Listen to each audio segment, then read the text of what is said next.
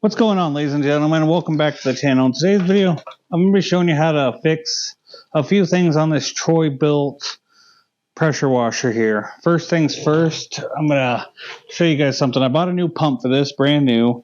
It's a little bit different size. It's a little bit bigger than the original one that was on there. So it doesn't quite fit all the way. I'm going to show you guys what I do, how to fix this problem. And this thing, it's real loose. This thing is just held on by rivets right here where we rivet. So we're going to drill out the other rivets, put new rivets in, and see if we can't tighten that.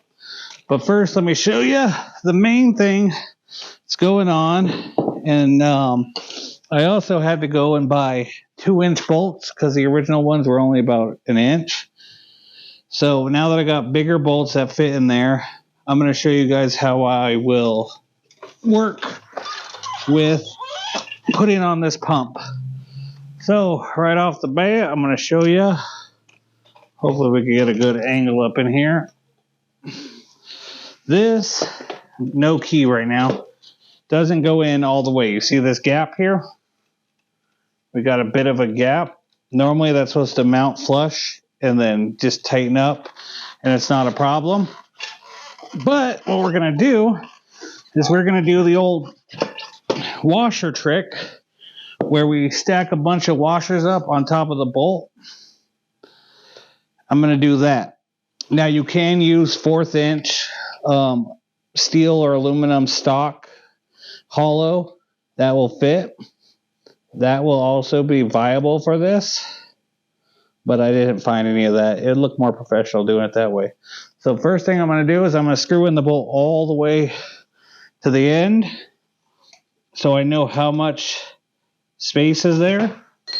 And I'm going to take one of these whetstone markers. I'll have links in the description for everything I use. And I'm going to mark that bolt as close as I can. It doesn't have to be 100% perfect. This way I can just count how many washers I'm going to need to tighten that. So now that I got that little mark on there,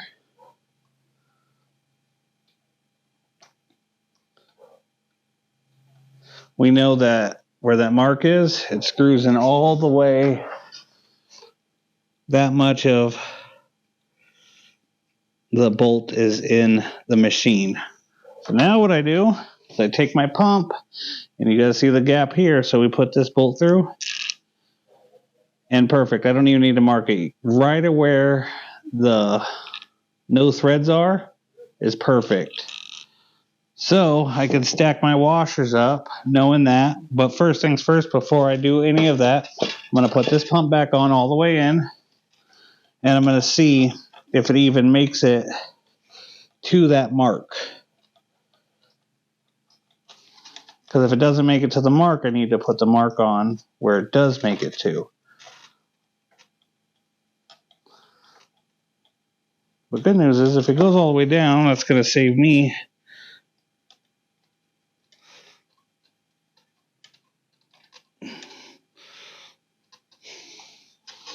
okay, so I'm looking at it and it 3 or 4 threads past the mark. So now I know. I'll go ahead and just get in there with my stone and just give that mark so we know we need to fill up this whole space full of washers. Perfect. So now we're actually going to have to key this pump in here. But first I want to see how many washers it's going to take. I'm using these AAA 1/4 inch, because this is a 1/4 inch bolt, washers here. This should do the trick just fine. So we know we need to go just above that, up to fill in that whole white spot. So what we can do is take our pump, since we're going to have to put it in keyed anyways. Let me take these washers out. And now from here, we can just stack washers. And we'll put a little bit of semi-permanent Loctite, the blue stuff, on the air so it's also tight. And I might want to put 1 or 2 wash. I'm not even counting. 1, 2, 3, 4, 5, 6, 7, 8. We'll put some Loctite on there so it's good. 9, 10,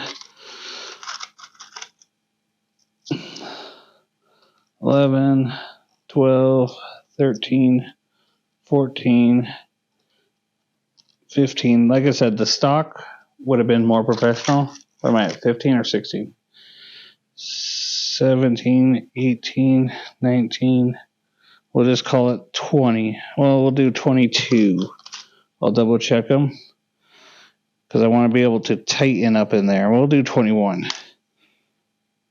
I think that'll be good. 21 on each side. So this is going to take 84 washers, and this is a 100 pack. Well, let me double check these off camera. 15, 16, 17, 18, 19, 20. Okay, so it's 20 washers. That was 20 washers. So I think that's going to be fine. 20 washers on each side, 80 total washers. And like I said, if you need a new pump for this pressure washer, any pressure washer, I'll put a link in the description so you can pick those up. Now I'm just keying in this pump here. And that worked fine. Now I can pull back just a tad.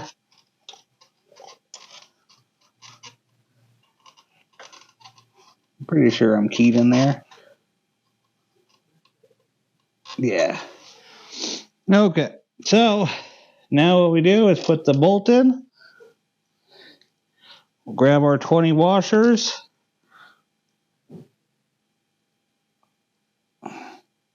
And I'll separate all the washers later, but we got 20 here. See if we can do it in one big stack. If not, of course I'm dropping them all now. Ugh. We gotta fix that rivet too, which is gonna be a fun party.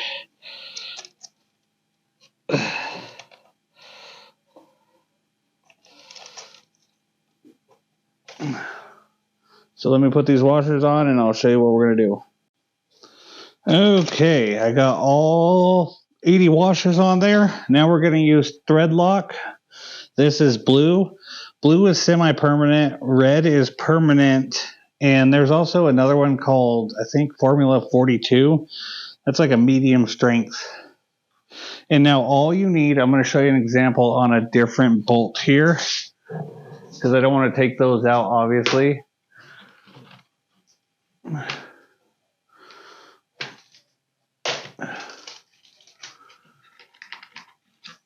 When it comes to applying Threadlok, you're not going to coat the whole bolt. What you're going to do is you're going to put one little, just like that, just that much on a bolt, and that'll be enough because it'll spread through the threads. So what I'm going to do is I'm going to go put a drop on every bolt.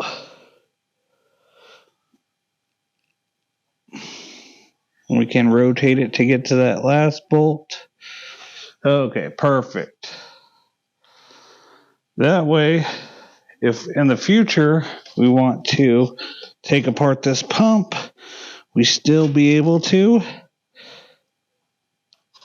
with no problems. Now I'm just going to start every one.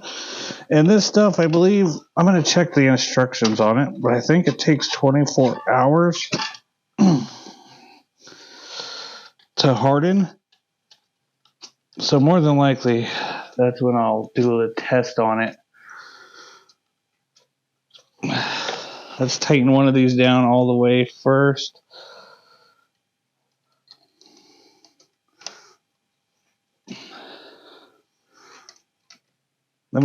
I don't use a whole lot of Threadlok. It's very rare, but on a lot of pressure washers, all the time, anytime you're working on a pressure washer, you're going to Threadlok it. Yeah, it even says apply one drop, which is all you need.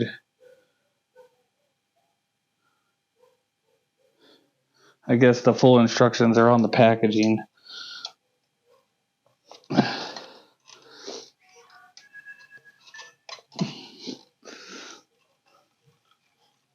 So you see, these washers are going to work. It's just not as professional looking as it could be.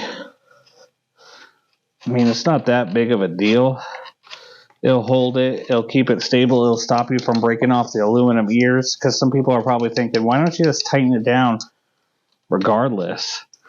Well, if I tighten it down too much, it's going to pull pressure on these aluminum ears or these aluminum bolt holes. And then it's just going to rip it off. It's game over then. Now, see, now I can get a good tight run without you coming off balance because it's 20 on each side. So I got a good tight balance. And I can actually put some tension on there and get that all the way tight, and it's going to be level too. Like I said, we're going to let that thread lock just do its thing in there.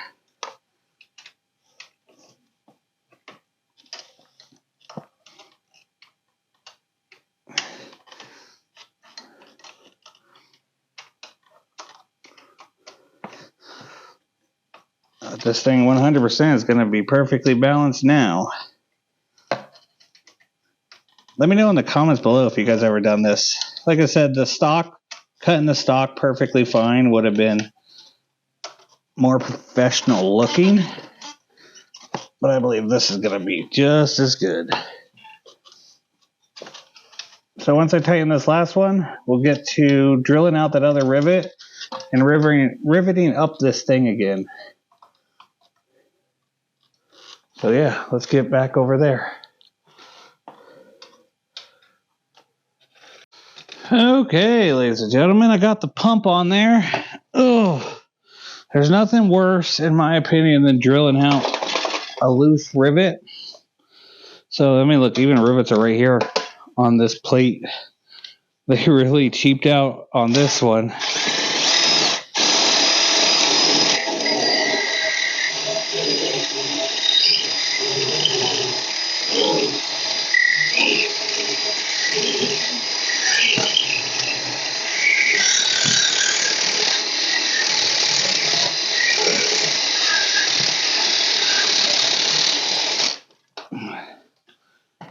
Oh, you can hear that grease cooking.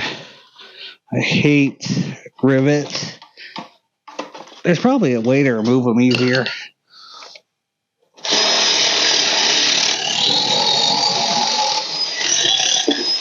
There we go, got it. Okay, so I'm going to see if just the two on the side will hold it. If not, I'll drill the ones on the bottom out. But I get a chance to use my favorite tool that I never get to use, and that's my rivet gun. Okay, so there's 4 rivets in total holding this on. So I'm not going to worry about the ones down there. I'm just going to try to rivet in the sides and see if that stabilizes it. I'm going to be using 1/4 inch rivets. Now, I was going to use my pneumatic riveter, but I lost the jaw, or the 1/4 inch gripper for it. So to be honest, I couldn't use it, so I bought this this Pittsburgh handheld one here.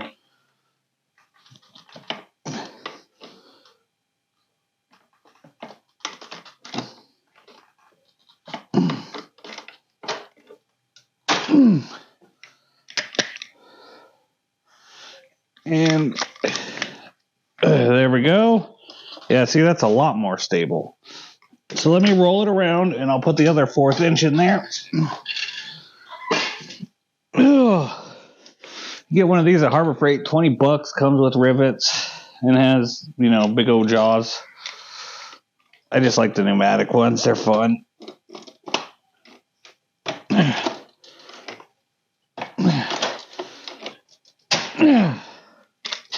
There we go. It's in the collector now. I kind of like that. That's pretty cool too. Oh my God, that's so much more stable now. Okay. I'm going to say that's good. That is good. Let me feel this pump down here. Yeah, I think that's good, fellas. So let me lift this up here. So if you guys like this video, I appreciate it if you hit that like button for me. If you disliked it, obviously hit that dislike button. But anyways, we fixed this Troy-Bilt pressure washer. Now I'm waiting for the Loctite to dry, but I have a problem. It's going to be just fine. So there's a few tips. I don't like the rivets. I should have bought one of those rivet threads where you put it in there and then it's threaded. Then you can put a bolt in there so you can tighten and loosen it as you need it. I think that would have been a better idea. But we did it this way. It's a lot better. It's more stable. I'm happy with it. I think the customer's going to be happy with it. Thanks for watching. I hope you guys have a good day.